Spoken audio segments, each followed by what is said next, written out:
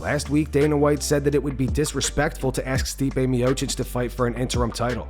Stipe has responded and says that he actually doesn't know why he wasn't picked. Stipe's not fighting for an interim title. You know what I mean? I wouldn't. So Jones said, I want to fight Stipe. I said, you're fighting Stipe. You have the greatest heavyweight of all time versus the greatest mixed martial artist of all time. This is a legacy fight for both of those guys. I mean, to even call Stipe and ask Stipe to fight for an interim title is, complete disrespect. Stipe said, how did I feel when I woke up today? Like I got kicked in the nuts. In the morning, I woke up to my phone vibrating. It was dark. I had my son on top of me, trying to move to get my phone. I finally got my phone and had a text message from my manager saying my fight was off. I couldn't sleep the rest of the night. I was supposed to fight Jon Jones in about 2 weeks in New York, UFC 295, Madison Square Garden. I was pretty excited about that. Actually really excited. I guess he tore something in his chest. Unfortunately, that happens. It's part of the game. Hopefully he gets better and feels better. But what happens now? Do I fight somebody else? I don't know. On the interim title, Stipe continued, I don't know why I didn't get picked, which is fine.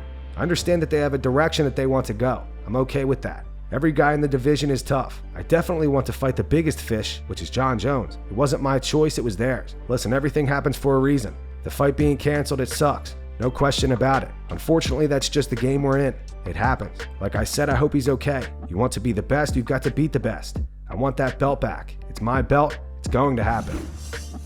Strickland advises aspiring MMA fighters to do something else. He recently told a story about a father who came up to him and asked him for advice for his 17-year-old son who wanted to be a fighter. Sean said, it's funny. This guy came up to me and he said, hey, my son's 17. He trains. He wants to be a fighter. Do you have any advice? I said, don't do it. He goes, what do you mean? And I'm like, well, let me explain to you, sir.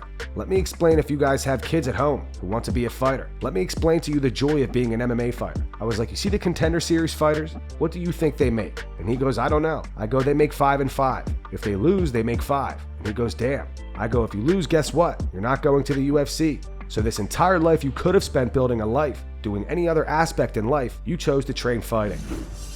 TJ Dillashaw posts an update on his shoulder surgery and shows off his new home gym / recovery center. All right, I'm pumped. Tomorrow date's 6 weeks post-surgery, and I fly down to see my doctor, and I'm really hoping he takes this brace off me because I'm looking to get back to work, especially since I just finished my home gym and recovery center here this weekend. The new toy, the thing I'm most excited about, though, is my hard hyperbaric chamber. It's a hard chamber, self-treating. I can treat myself. I can let in and out the pressure here. I go to 2 atmospheric pressures. Very, very excited about it. This is my baby. This is my toy. This is my housewarming gift. Being there quite often. Be amazing for my healing. Amazing for anti-aging. Just overall health and well-being. If you guys are into hyperbaric chambers, check this out, dude. I'm pumped. Dana White makes some major fight announcements. What's up, everybody? UFC is returning to Austin, Texas on December 2nd at the Moody Center. The main event is number 4 ranked Beneil Dariush versus number 8 Arman Tsarukyan.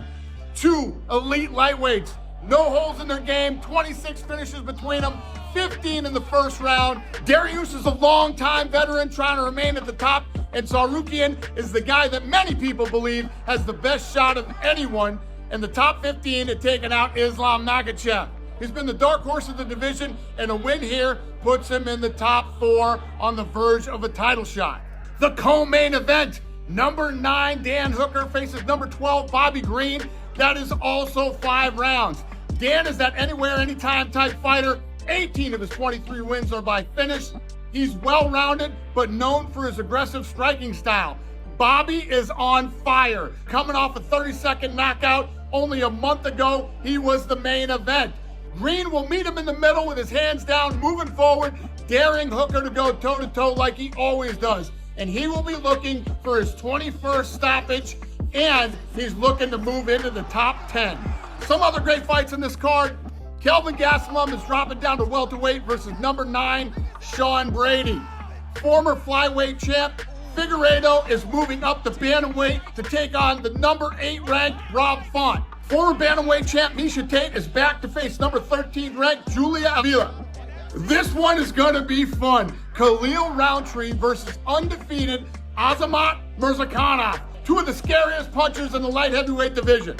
Tickets for UFC Fight Night Austin, Texas go on sale Friday, November 3rd. This card is going to be fun. Get your tickets now, and I will see you in Austin. Ariel Helwani and Jon Jones got into it last night on social media. Jon wasn't happy with Ariel bringing him up during his interview with Francis Ngannou yesterday. And Jon Jones, too, was saying you were looking, and look at you now, right? A lot of people were throwing stones your way. It wasn't just Dana. I know he gets a lot of the attention, but a lot of people weren't backing you. Fighters weren't backing you. And that, to me, was the part that bothered me the most. On Instagram, Jon wrote, and Jon Jones says you were looking what? You're such a backstabbing talker, bro, and you wonder why I haven't given you an interview in years. Ariel responded to Jon with a quote that Jon said a while back. Ariel quoted Jon saying, "I'm here. Francis had the opportunity to face me, and he opted out of that opportunity. If anyone should be criticized, it's Francis Ngannou. If I'm correct, he was offered the biggest contract in heavyweight history. He had the opportunity to be the guy to dethrone me. He didn't believe in himself. Francis didn't believe in himself. He wasn't willing to gamble on himself. He continued calling yourself the baddest man on the planet from across the street. Who does that?" Ariel continued, "Sorry, I didn't finish my thought there. That's my bad, but that's what I was referencing. Hope you make a speedy recovery, Jon."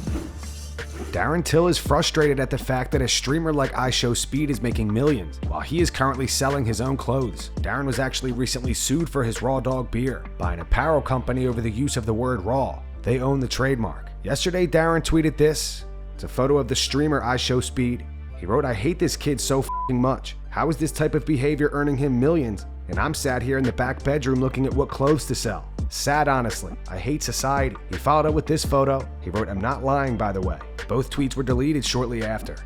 And that's going to wrap it up for the news. Thanks for watching. For daily MMA news and content, subscribe to Full Mount MMA and click the bell icon to be notified when we post videos. Here are the 3 top comments from last video. The first one's from Zach H420. It's in reference to Leon Edwards kicking Ian Gary out of his gym. Because I know a lot of people are saying that Leon kicked Ian out due to him being insecure about training with a potential opponent. It's actually not that complicated. Leon just didn't want to hear Ian talk about himself anymore. Nails on a chalkboard when that guy speaks. The second one's from Peter Griffin. It's his best decision Leon Edwards made all year. And the final one's from Patrick. It says, in a way, Dana was right. It wasn't the same as McGregor versus Mayweather because unlike that fight, this wasn't a gimmick fight. Francis really won. Conor gave a great effort, but no one thought he won. Francis did even better than Conor. Not to mention, Francis did it against an active, current champ in his weight class, not a smaller Floyd that had retired. It really was significantly different from Conor versus Floyd. It was actually even better and more impressive in my opinion in some ways. Those were the 3 top comments from last video. If you want to be featured in the next one, all you have to do is comment down below. And if you missed yesterday's news, click the video on screen right now to get caught up.